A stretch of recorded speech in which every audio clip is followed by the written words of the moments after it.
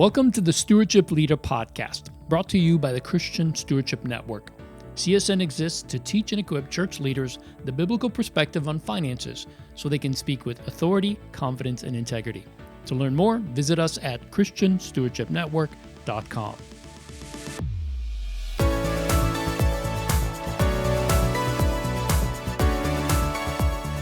Well, hey everyone, welcome to Stewardship Leader. I'm your host, Leo Sabo, and today I have Dr. Shane Enatt with us one more time. Actually, we'll have him two more times this episode and one more to talk about investing.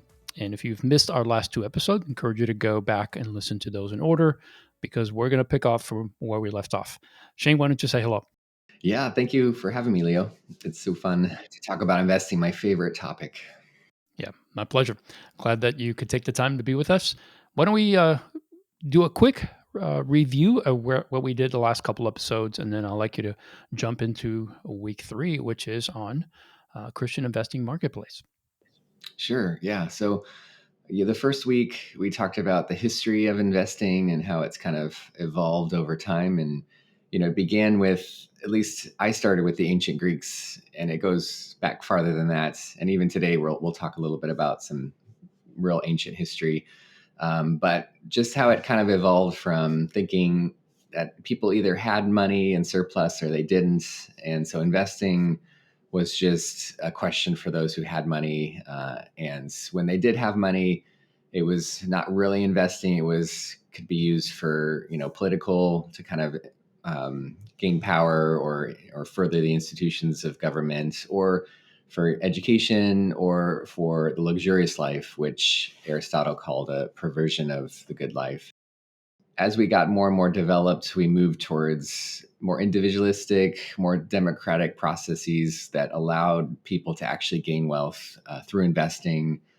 The biggest two inventions I mentioned were the double entry journal accounting and the limited liability corporation, which just allowed people to all of a sudden have ownership in a company. And if that company did well, then they actually gained wealth. And so you participated kind of as a community in the success or failure of products and services and business. And things just kind of accelerated towards this separation of a company and the investor. And so, the investor now hiring people to kind of manage the company. But that kind of, led to this real complex world we are in, which is going to be a huge part of what we talk about today. And then in the next session, we just talked about how in our current investing marketplace, there's different philosophies and strategies that have emerged. And, really talked a lot about the growth versus value strategies, which are based on, I think, a lot of its personality and a lot of its philosophical. And I tried to make a argument that you should definitely choose a side, and you should not try and do both unless you're paying someone who's a really good growth and a really good value. But don't try and be what they say core, where you're doing both, because I think that's like trying to both rush the net or play defensive in tennis, and you end up in the middle of the court, which is usually not a good place.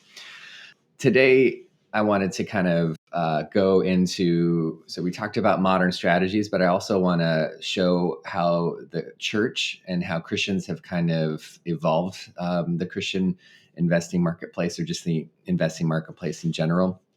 Traditionally, people have kind of, in the church and outside of the church, have felt like investing is just risk and return. And so for someone to bring in moral values, for someone to talk about their faith, it's like trying to talk about faith and science, keep that out. That's really inappropriate. You're kind of mixing water and oil. They're just not going to work together. There's a lot of really good work that's being done and that has been done that shows that that's actually just a false belief. And really an approach that's really nice to think about with investing is to consider that investing creates culture, and behind every culture was an investing kind of project that helped make that culture happen. And so if you kind of view investing as making culture, then of course faith is going to have a part in the investing process, because faith is kind of, and our belief systems are going to help inform and create a type of culture and are going to help us direct money towards different types of investing. And we're going to actually consider how these investing projects are shaping culture. So faith is very important. And I just wanted to provide a few examples of historically how investing projects shaped culture in a meaningful way. So I'm going to go back to Egypt. And so we have the Great Pyramids of Giza. That completely centered so much of Egyptian culture. And they were an investment. They were something that the kings and all of the rich landowners were all kind of pumping money into. And they helped create a culture that was focused on the divine rights of the kings and the afterlife. And it really was this kind of it just shaped every Egyptian could see the pyramids, and then it shaped how they viewed their existing life by looking at kind of the power of the divine through the pyramids. When we look at the Silk Road, you had to invest in that to build it. And that opened up a whole world of exchanging of ideas, they really kind of note the investment in the Silk Road as the dawning of a sharing of ideas. It opened up the world for Christianity, for Buddhism, for Islam, and it also helped create the information of exchange for papermaking, gunpowder, and medicine. So, really, if you can imagine those three things and how that shaped culture, that was all because people were investing in a road. Fast forwarding a little bit, the medieval period, the wealthy individuals and nobility often invested in monasteries. So that was something they put their money into. And those monasteries were stable places, centers for agriculture, education, and craftsmanship. And so you ended up having a place that safeguarded documents during the Dark Ages. So much of our collective knowledge that we have now was because of the investments in the monasteries that then kind of protected documents, because there was no libraries, there's no like secure places. Then I'm going to show you how a few major things happened because of corporations. So investments in corporations that had shareholders. So one of the biggest ones being the printing press. So the printing press was a corporation, and it was called the Johann Gutenberg's Press. And so that was the limited liability corporation name. And so then, the investors had to pump money into this so that it could get created. And that was behind the Reformation. It was behind the Enlightenment. It was behind the democratization of knowledge, behind the scientific revolution. Just imagine one investor's dollars going towards this corporation and how much culture was created because of that investment. It's just incredible. And I'll just do two more examples. We got the steam engine was basically behind the whole industrial revolution. Many people say it's the reason we have the working class. And then if you read all sorts of literature, you'll see it's also the reason why we're miserable. Yeah. But that corporation was the Bolton and Watt Company. Again, just consider how there were all these individuals who were giving money, and then they were creating this culture through that investment. And finally, I'll just say the personal computer corporation was Apple. They say that was behind the information age, which really is what accelerated all of our subsequent kind of culture changes. And so, yeah, so we have this. I think it's just so important for people to realize that when you put money into a 401k, when you put money into the stock market, you're actually shaping. You're giving money to corporations that then are creating products and services that are shaping culture in significant ways. Yeah. Yeah. Those are great examples as well. I mean, most of the time you don't think about how much uh, the specific, the printing press, the steam engine, how much this has actually shifted um, culture. And then, of course, like you said, it actually created the middle class. It allowed people to have jobs, go to work, earn an income, and then, of course, everything that comes after that, the ability to purchase or build your own home. And so, yeah, it's just pretty interesting. I never really considered that. Thank you for sharing that. That's amazing. Yeah, and of course, when you unleash this type of tool and power, all of this, there's all this bad agents, who can come in and create bad culture. So Hmm. I've kind of painted good culture, but there's all sorts of bad culture, and really, if you even just look at the Industrial Revolution, what that allowed to happen was a dehumanization where people were now kind of no longer seeing the outcome of their work. They were kind of cogs in a machine, and people were able to be treated like commodities, whereas before they weren't quite able to be treated that way. I mean, they were treated like slaves, or they were treated, poorly, but they were still people. Whereas here, they were actually was the first time you could kind of say, "Oh, a person is just some sort of ink blot on my financial statement." And really, this is what was predicted by the Greeks when they saw the creation of money for the first time. This creation of a kind of like a symbol of value that wasn't real. What Thomas Aquinas and Aristotle before, but when he saw this creating of money, he's like, "This is dehuman, and what it's going to allow us to do is pursue accumulation." And people, because of sin, they have an unending appetite, and so really this is going to feed that unending appetite and create more greed in culture. And so we've seen that, obviously. And then what other bad culture is, because this creates so much wealth, there's exploitation that happens with people, with the earth, with families. And so you have that kind of culture. You also have products and services that are harming people, social media being one, where it's giving us dopamine, but it's harming us. It's giving us short attention spans. It's like giving us like social or mental illness. And you have consumer lifestyles because people have so much more money now, so they're shopping, and that becomes addictive. And finally, you have disordered desires in general. Augustine, talks so much about disordered desires and how really what we're able to just go off and do, buy things, buy experiences, kind of have luxurious type of experiences, and that often will disorder us towards short-term gain, towards things that are addictive, and that's largely created by the investing that's being done. Yeah. One thing that I like to add is just, when you think about that, you think of the good that can happen from wealth creation. What is your estimation? And I'm sure you're going to get into this, but I thought about this. I thought, okay, so you have all these potentials for good, but because of greed, because of exploitation of the earth and people, simply for the sake of profit, things can turn bad. And so the scripture that came to mind is, for the love of money is the root of all kinds of evil. Hmm. So it's when we not when we invest that's the problem. It's when we shift that investing to make it about ourselves rather than for the community that we're in, right? Building a culture that allows not just us to flourish, but everyone to flourish Yeah. so that we're not flourishing at the expense of others. And that kind of, when you think about investing today, we're so disconnected from what's happening inside companies. Unless we really do the homework, it's hard to know how a company is behaving, whether they're doing right by their employees or not, or whether they're, enslaving people in certain parts of the country, and doing those kinds of, things that we would want to support.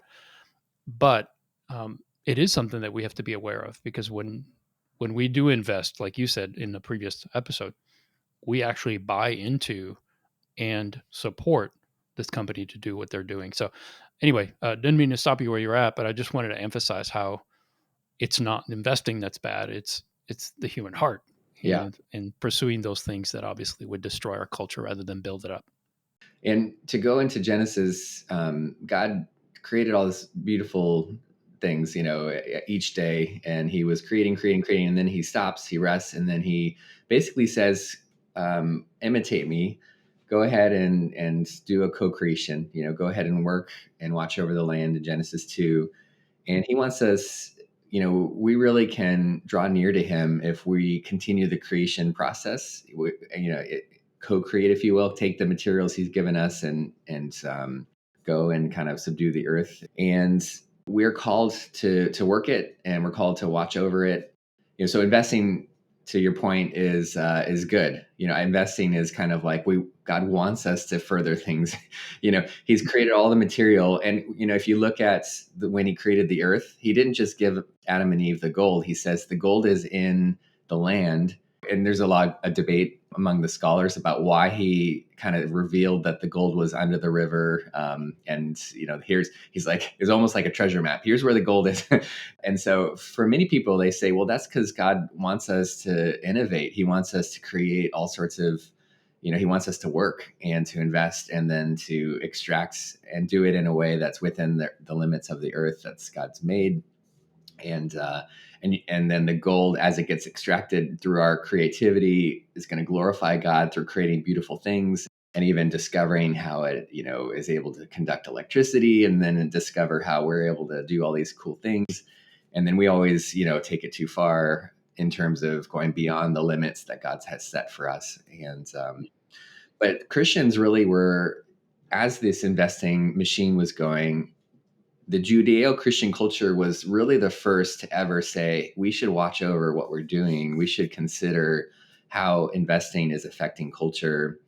And as early as the Torah, like God had this woven into the kind of the Jewish people's mind. When he instituted the Sabbath itself, it was the first thing to be called holy.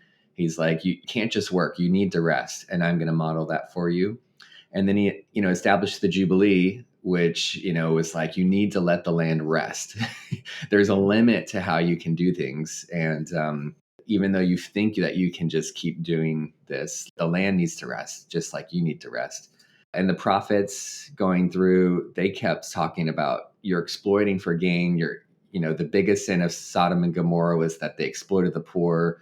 That was what was said by one of the prophets. And then fast forwarding the 15th century, it was the Christians that were the first to speak up about slavery. And slavery really, like the slave trade, was probably the most gross example of exploitation for, business and capitalism that you can imagine. And it was the church, it was the Christians that were the first to say, this is not good. We need to stop this. And there's a debate on who's the first. There was a few popes that mentioned we shouldn't be doing this. But I think most people kind of give a Spanish friar in the 15th century as kind of the first big voice to say no. And then the Mennonites in 1688, then the Quakers kind of officially built a position. And then finally, famously, Wilberforce really helped further. And it took him his whole life, to get legislation through to stop the slave trade, at least in Britain.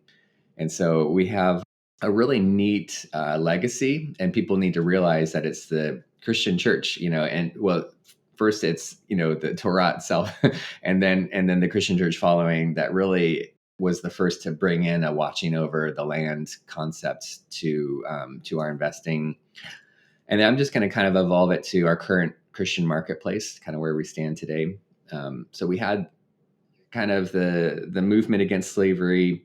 And then, there was kind of blips of people saying, hey, we've gone too far here, we've gone too far there. If we bring it to kind of modern day, one of the biggest kind of movements that became beyond just Christians, but a whole world, was apartheid. And this idea of, in South Africa, we had become enough of a global world that you can invest in South African companies. And so the US and Europe and many parts of the globe started a whole movement around not investing in companies that had any connection to South Africa because of apartheid. So this was kind of the first modern divestment movement. And also around that time, so this was kind of like, 70s, 80s. Also around that time and a little bit earlier was the nuclear divestment movement, where if people were scared of a nuclear fallout, and so the people started divesting any companies involving in nuclear. In the 90s, kind of when I was starting to get involved in investing, the biggest movement that people had for considering how investing was shaping culture was the South Sudan divestment movement, because there was a genocide happening because Sudan, was one country that was kind of, Muslim in the north, Islamic in the north, and then Christian in the south. And they've since created two countries, which I think is more appropriate. But yeah, there's a whole genocide. And so people were saying we should divest from Sudan and try to make sure that we're not feeding and having our money go towards the government that's then killing all of the Christians. At this time, during these kind of big divestment movements, the only way you could kind of be a responsible investor or a conscious ethical investor was to find a separate account. So you had to find like a mutual fund manager. So mutual funds are where you give your money to a portfolio manager, and he or she manages the money. So often they'll like try to pick stocks with a growth strategy or a value strategy where they're trying to find cheap things, or growth where they're trying to find growing things. And you'd have to ask them, can you create a separate strategy? Could you mirror your strategy and just not include nuclear things, or just not include any companies involved in Sudan? And so they do that. They'd have like, the S&P 500 index clean, or however they would call it. But it was essentially they'd hire someone extra to kind of manage a product that didn't have the bad things. And you saw an interesting evolution of the names of these products. So in the beginning, in the 80s and 90s, they were called ethical investing. And then that became problematic legally, because there's this idea of fiduciary law in America, particularly. And so, because the portfolio manager is managing money for all these different types of people, if they're applying any kind of ethical choice to everyone, then that's a violation of being a fiduciary, which means you act in the best interest. And so, someone's best interest might not be to divest. And so then it became called socially responsible investing to try and avoid the fiduciary language. So that was called SRI. And SRI was around for a couple decades. But during kind of the 2000s, it shifted. It still was SRI, but instead of socially responsible, it was sustainable and responsible, to avoid the social word. And then finally, it's kind of landed at ESG, which is environmental, social, and governance. And really, that was driven by Europe. Europe is historically, they've been more of a what's called a stakeholder model over a shareholder model. So in the United States, a guy named Milton Friedman, he was passionate about this economic theory called shareholder primacy. So if you're a corporation, the only person you should try and report to and care about is the shareholder. And if you do that, then all ships will rise with the tide. So you basically, if happy wife, happy life. In this case, it's happy shareholder, happy corporation, happy everyone. And it's an economic theory that it's got good merit. I think there's a lot of good voice to it. People worry, though, that it creates an encouragement for exploitation and short-term gain. But if you do it well, you can do it, I think, in a way that blesses everyone. But then Europe, they're like, no way. We want to do the stakeholder model, which is the corporation is beholden to every stakeholder, which is the environment, the community, the employee, the shareholder as well. The biggest problem with the stakeholder model is it's hard to measure whether you're doing a good job for everyone. So how do you measure that? And so then everyone kind of comes in, and then it becomes about political power. So if the employees get enough power, then they can say, you better, give us what we want. And then if the nature folks get in and they get enough power, then it's all about making sure you have no footprint. So anyway, so you have, but Europe, just kind of through the stakeholder culture, they developed this idea of we should focus on making sure that corporations are not harming their inputs, which are environment. They use the environment to create their product and service, the social employees and community, that's the S, and then the governance, which is the shareholders. So we need to make sure all three inputs of the corporation are being sustainably used. And really, it was largely driven by the Catholic Church in Europe, which is cool. And they were focused on being shareholder advocates. So they wouldn't divest, really. They would own companies, and then through their ownership share, they have a vote, because shareholders have rights. They can vote and they can change company policy. And so they use that vote, and they collectively were really the first to do big shareholder advocacy. And it was mostly focused on the environment. They really wanted companies to be better caretakers of the world and of the resources they were using. So you had this movement in Europe for ESG, and that really came over to the United States kind of in the 2000s time. It came over because the moment that you moved towards talking about resources and inputs, then was no longer a fiduciary problem. And I actually really like data. So I love data. To me, data is really fun, really good. I love making decisions. The more data, the better. And so what ESG does for me is it gives me more data because it's creating. So you have your traditional financial statements that are required by the government under US GAAP. And so you have to produce a revenue, expense, net income, balance sheet of like cash and investments and what do you own. So all of that is governed by accounting board, and so that's called the bottom line, and then the 10K annual report. What ESG and this whole movement has done is it's created a separate report that's called a sustainable report. And they also call it the triple bottom line or corporate sustainable reporting.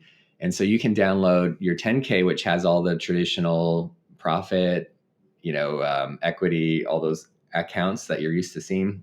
But you also can download another report that shows like environmental footprint. It shows employee satisfaction. It shows your board of directors. Is it diverse? Is it just the CEO and his buddies? And so it creates this whole movement has created more data for me to analyze. And I love that. And so then if you're looking and you see, oh, this company is highly reliant on water and it also is not treating its employees well, then you should discount their value. Like you should say, this is probably a company that doesn't have as much long-term value. And so you can, have them experience a hit in their stock price. So I'm being defensive right now because ESG right now in current American culture is under attack quite a bit. And it's gone too far because it just things do, with people and with power to where it got too high up and it was requiring that everyone do a certain type of ESG, that everyone do a certain type of environmental work, a certain type of social work. And people didn't like getting pushed so hard. And it was just one group's idea of environmental, social, and governance. And so anyway, so you're seeing a huge kickback where everyone's mad about ESG. But I just want to back up and say it's giving us great data. I love the data, and I love taking that into consideration. And so we got to kind of work through it to figure out the best way to do it. But I don't know if have you ever seen downloaded this separate kind of sustainable report of a corporation? I have not. No. Yeah, it's a really good exercise. One of the first ones to really, and it's all mostly voluntary. They're still trying to figure out how to create a law around it so that, because for accounting, you have to produce, if you're a corporation, you have to produce an income statement, a balance sheet, and all these other statements. But you don't have to do anything with these sustainable reports, these ESG kind of reports. And so people are voluntarily kind of putting data into it. But one of the best ones is Southwest Airlines. They were one of the first, and they just have really interesting data. So they'll show employee satisfaction for decades, so you can see the trends, and they'll show, their exact footprint in terms of their emissions for all their airplanes, and they'll show like, all this data about how they're impacting the environment, how they're impacting the community and their employees, and then the governance alone you should look at as an investor, because you should look to see if they're actually have a governance structure that's going to protect shareholders. And if it's just the CEO is running everything and bullying the board of directors, then usually what's going to happen is your agent who's managing your money, which is the CEO, is going to then not be acting in your best interests. And really, a shareholder's best interest is that the corporation is sustainably making goods and services and earning enough of a profit to, to not, fail, essentially. So, like, profit is not inherently bad. It means that you're able to continually grow or continually kind of serve and further your product. The moment you can't grow is the moment that you just are going to just earn your cost of capital, just earn the rate of return necessary to. So Coca-Cola is like a good example where they're in every village in the entire world. So they're not growing, but they're earning money. And so then they're just paying that back to the investors. And so if you have a bad agent, you have a CEO that's like going to make bad choices and be selfish and buy corporate jets and use that money that should go back to the shareholders. That's a problem. So I like the G a lot, the governance one, just to see if I'm giving them money as a shareholder, how are they going to spend it? Are they going to be looking towards just running a business that can be sustainable and not wasting away resources? Yeah, makes sense. So we have now a culture of considering ESG. We have a culture of looking a little bit, feeling like we should be responsible for how our investing is creating culture. And that's really allowed us to kind of launch into the ability to have a Christian investing marketplace. This episode of the Stewardship Leader podcast is sponsored by Simple. Simple supports your mission so you can focus on your ministry. Through tailored guidance, analytics, and custom giving software designed for Rock RMS, we help you find more time to direct community impact, deepen followers' faith journeys, and develop an enduring culture of generosity in your church.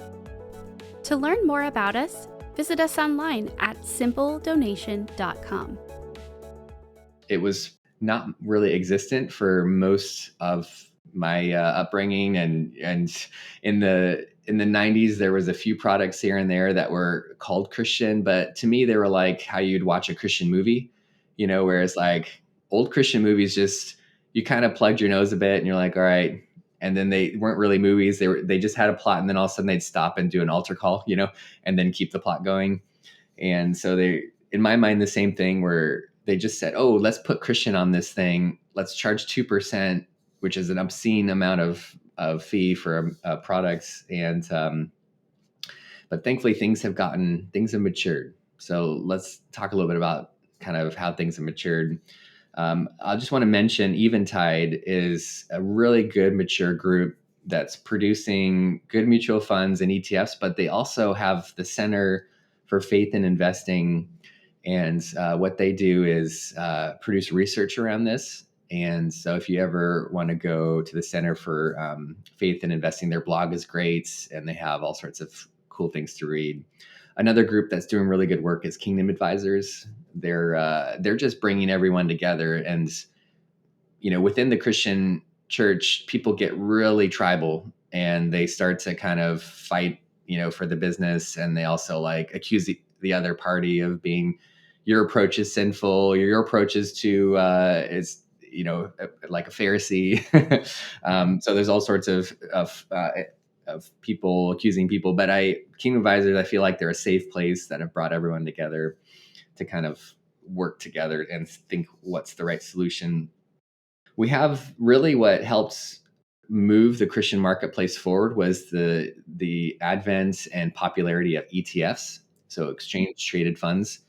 So before exchange traded funds, you had to launch a Christian product was really risky because it was a huge investment, and it was awkward for a mutual fund company who had these traditional products to then offer a Christian product, because then it's like, oh, you have a non-Christian product and a Christian product, and it was like you had to have enough popularity in that product to justify the trading around it, and it was probably going to be expensive.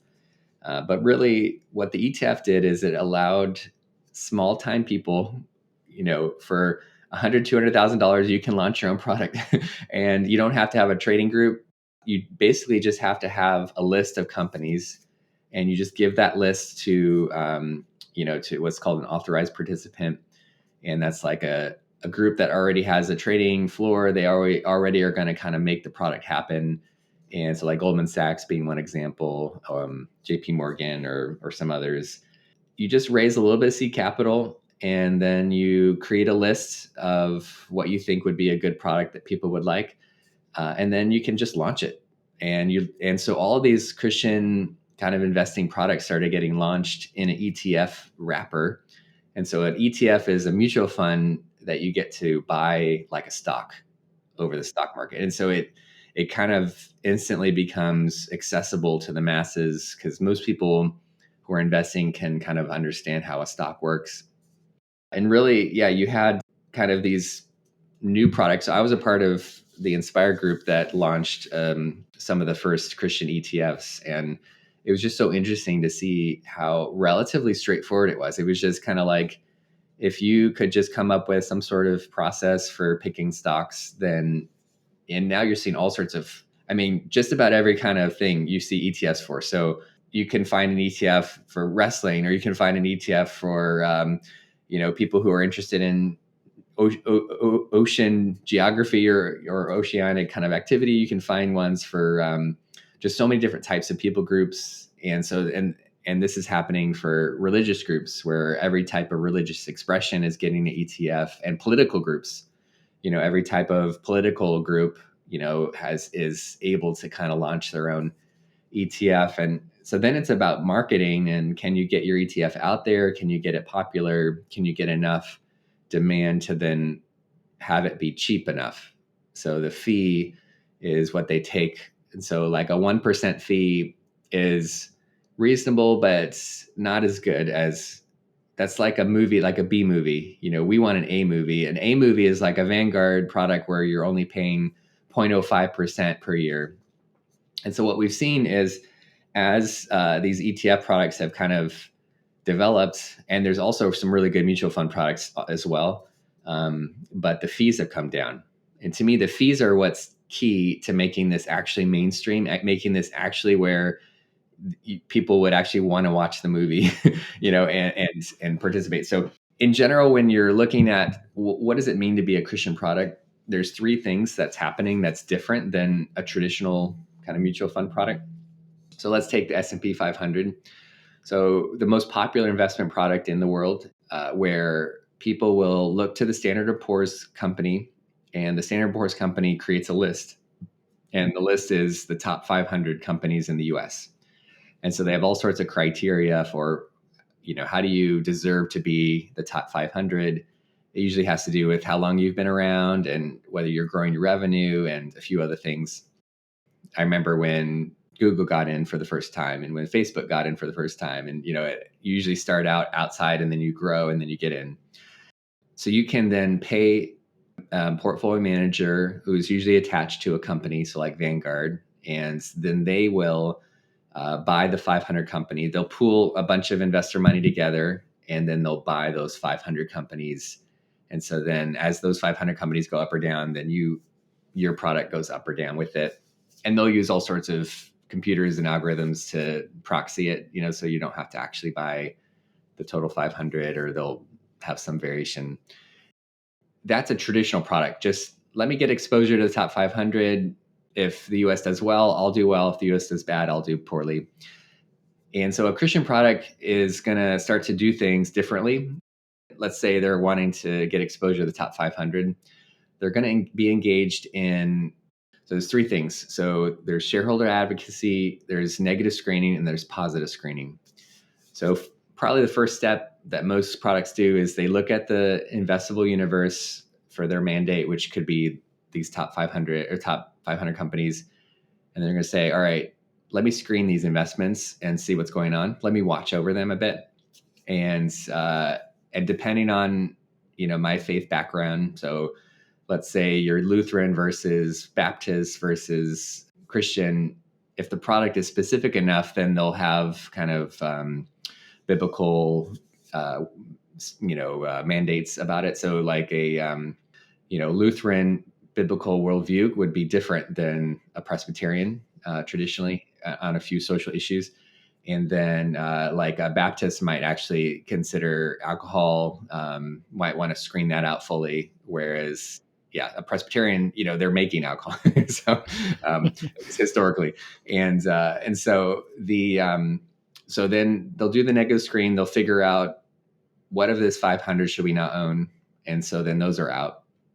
And then the positive screening is, all right, of what remains, where should we move towards? So positive screening is where you move towards the good. Negative screening is when you move away from bad. And so positive screening would say, all right, which of these remaining companies should be overweight because they're doing things that are creating the kind of culture we like? And that could be like a a water company. It could be, a trash company that's doing an incredible job with how they're innovating within, not, and there is a few really cool trash companies that are making sure that there's zero waste happening and nothing's going to the landfill and all that. And so you'd want to lean in on those companies that are doing creating great culture. And so positive screening is really fun. Negative screening is usually what you think of, and it's usually what makes people kind of divides people. Positive screening is harder to do because it's harder to kind of measure whether something is good and positive. Like, what does that exactly mean? But you can still do it. The thing I like the most, I think, is shareholder advocacy, because you're not creating culture war. I don't like culture war. What you're doing is you're an owner of the company and you're expressing what is you're meant to express, which is your position and your values. And the manager is their whole purpose is to meet the demands of the shareholder. That they were hired by the shareholders, the company's owned by the shareholders, and so the manager is supposed to stop and listen to what the shareholders want. Too long, shareholders have been silent. And the only people that have had a big voice are the ones that are creating the wrong kind of culture.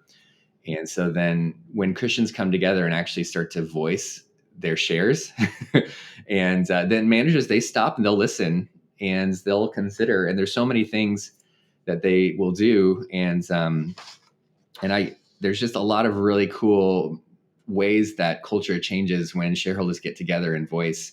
And again, it's not like you're picketing. It's not like you're saying shame on you. You're just saying that these are what we want, and this is what we think is good for your company. And really, it's just a great way of shining a light. So, like being salt, to these companies and to the culture.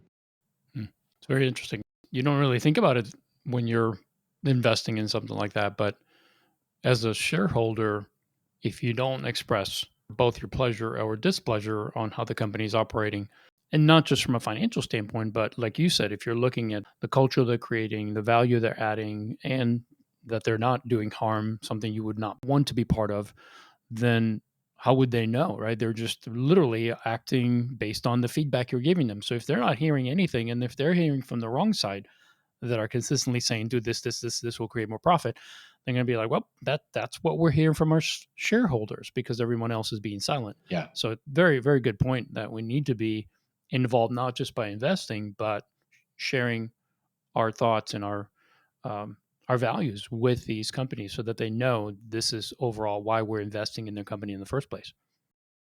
And there's some awesome examples of success, and there's so many examples of failure. Like, you can't go to own a gambling casino and advocate that they stop, the gambling.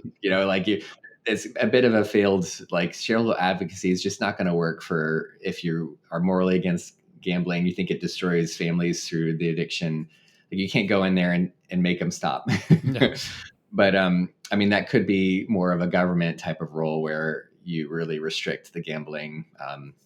But just a few examples of successful shareholder advocacy that were largely pushed by Christians was the Christian group got together and I don't know if you remember this, but like hotels, when you went in, there was like, you'd turn on the TV and there'd just be instant pornography. And really, it was through shareholder advocacy that they got the hotels, Marriott, Hilton, all of them to kind of make it so it was not easy to get pornography, and so that was a great success. It used to be just the default thing that companies would fund Planned Parenthood, and so through shareholder advocacy, they got these companies to see that that's actually a really controversial thing to do, and you're actually favoring one group over another. It's not just about kind of women's health. And just one single investor got Home Depot to stop harvesting from old growth forests, which I think is an incredible feat. The investors were able to help companies, with their child labor, like Nike and a few others that were doing child labor and the sweatshops. They've also, recent advocacy has helped companies become aware of the child sex trafficking that's going on, and helping them kind of create boundaries and help them see kind of how to help discourage that from happening under their kind of corporate real estate. So right now there's a huge movement right now going on where Christian voices are getting together to try and help companies like Costco and Walmart and Target not provide certain type of abortion pill, because they traditionally haven't. They've made it so that was something you went through your doctor to get, but now it's just over the counter. And so they're helping to see there's actually health risks for women who take these drugs, and there's both psychological as well as physical risks. And through the voicing of a Christian who's going to say there's so many levels, this is not good, that the companies are listening, and there's a lot of petitions being signed, a lot of voices being put together to help make sure these companies know this could be blood on your hands, so you need to realize what's going on here, and it's not just about providing a product. You need to watch over what's going on with this product.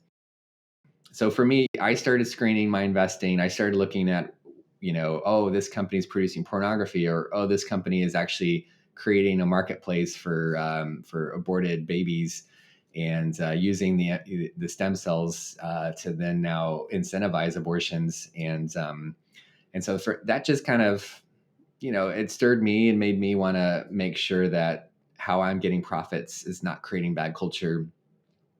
And so this is all, to me, about personal conviction. Like, some people will say this is like what you have to do as a Christian, but unless there's a Bible verse that says you need to screen your S&P 500 index, I don't think you can make it about a moral law. I think instead it becomes about wisdom and about conscience, and how the Holy Spirit's kind of guiding your thinking and your heart. So for me personally, it was very strong. I wanted to make sure I had good integrity, which means it's a whole number, like integer integrity. And I feel like if I was passionate about, stopping abortions, and then I was actually helping create a marketplace for abortions through my retirement funds, that I was losing some integrity. I was becoming a fraction of a person. About 10 years ago, I decided I was going to move all of my retirement money into Christian product. And unfortunately, our 403B doesn't allow ETFs, so I have less access to some of the products that I really like. Most people are underperforming right now because it's hard to get 30% like the S&P just got. But I'm keeping up, and I was ahead for a while before this crazy last couple of years. I've done some research to show that you should expect to underperform a bit if you restrict your investable universe. But it's like, it's fine. For me, it's not really a choice of, oh, let's not underperform. Like, I'd rather just have my integrity and go along according to my conscience, and really model out that it's okay to do it. It's okay to go full. They call this biblically responsible investing, or BRI, which people is, I think, shifting towards faith-driven investing, or FDI. And so I just think the one thing I don't like is when my students instantly say no, instantly say we don't have to worry about it, and really the motivation is that they don't want to do the work. I would rather someone say no if they've done work and they really have developed their own philosophy, and they've worked through prayer and fasting, and now God said it's fine. Then that's okay. But don't just say no because you're like, oh, that's so annoying, I might underperform, blah blah blah. Like, let's actually think about this. Yeah, that's really, I mean, I so appreciate you going there, because I think it's one of those things that as Christians well, first of all, investing is difficult enough, right? For most people. And then to take it to the level where you're looking individually at companies and trying to figure out, does your portfolio support the things that you don't believe in, things you would not want to shape the culture that you're living in. So it does require an extra step, and it requires a lot more work. But as you said, if you don't want to support those things, if you are against those things, I'm with you, Shane. I don't believe we should put laws in place to make people moral. That just does not work. But we should lead by example. We should certainly share our faith in what we do, so that culture is over time shifted to what we want, not what is being driven by those who have other intentions, other desires, and of course, not part of what God wants to build on the earth and the way He intended it from the beginning. So I appreciate you going there. I appreciate all of the insight that you've given today. It has honestly given me a lot to think about. I don't know that I've looked at my investments to that level. Yeah.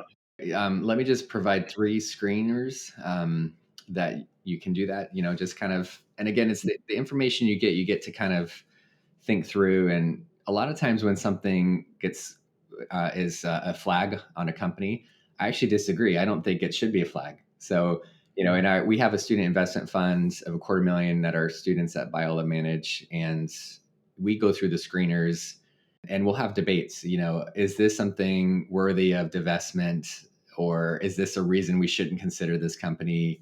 And so sometimes the screener will say you shouldn't own it, but then we'll say no, we think that's fine. So I just want to, as I give these screeners, I want you to know that it's not like if it's there, it's for you to decide, not because it's there. So one my favorite screener is the inspireinsight.com. It's one word. But there's two other great screeners. So there's briinstitute.com, one word. And then the final one is the original screener. So it's evaluator.com, and that's one word, but evaluator.com. And so you can just kind of go through all three and see they'll have a little bit different data. And really, again, back to, I just love data. I love seeing information and then being able to process it through kind of a biblical worldview, through scripture, through prayer, and just through basic logic and wisdom, and then deciding what I want to do with that and praying that God would help direct my path. If you find a Kingdom advisor, they are being trained in helping clients kind of navigate these issues. And that's one really great benefit of having a Christian financial planner or financial advisor, is they often are helping clients consider what their response should be. And it's just a loving thing to me to help reveal that this is happening and help. It can get exciting about investing if you're like, oh, I'm creating culture and I'm wanting to actually be a part of that and not just passively watch as culture is getting destroyed. But you can actually move money towards good things and be an advocate and have a role in how culture is being shaped, and have a prayer and using your savings to actually move culture a certain way. So there's great hope in that. Yeah, absolutely. And to think about investing more than just the bottom line, how much money can I save and how much money can I set aside, but to think of it in a maybe a different light that we haven't thought about it, which is how is my investing moving culture in the right direction? That is an investment in itself, right? Because you're investing some of potentially your earnings going towards something that will actually have a much richer impact than just financial return. And that to me is of great gain if we were able to do that. Well, thank you so much for taking the time to educate us on this and go to such depth. I hope it's been beneficial to everyone. I look forward to the next one, Shane. Thank you for doing this. Yeah, no, thanks for having me. And I want to thank you, the listener, for being part of this listening audience. We're so grateful that you continue to listen. We'd love to hear your feedback. Tell us what you think about this episode and others we've done. Also, if you want to know more about Dr. Shane, what he's doing, please check out his website. It's pullhardfinances.com. He has a course on there, some of the resources that I think you'd really benefit. He also does speaking. I know recently he's been at a church doing a workshop. So if you're interested in having him come to your church and do some training, some teaching to your people, I'm sure he would love to do that as time allows. Again, thanks for being with us today. If you want to know more about Christian Stewardship Network, you can find us at christianstewardshipnetwork.com. We have a forum coming up. This is our big event of the year. This year is March 3rd through the 5th, and we'd love to see you there. This is a gathering of stewardship church leaders. We come together, we talk about the ministry of stewardship and generosity within the local church, how to do it, what it looks like in the church, what content you could use. There's so much richness and experience in that room. We would love for you to be part of it. If you want to know more about that, you can find the event and you can register from our website. Thanks again for being with us. We look forward to seeing you next time on Stewardship Leader.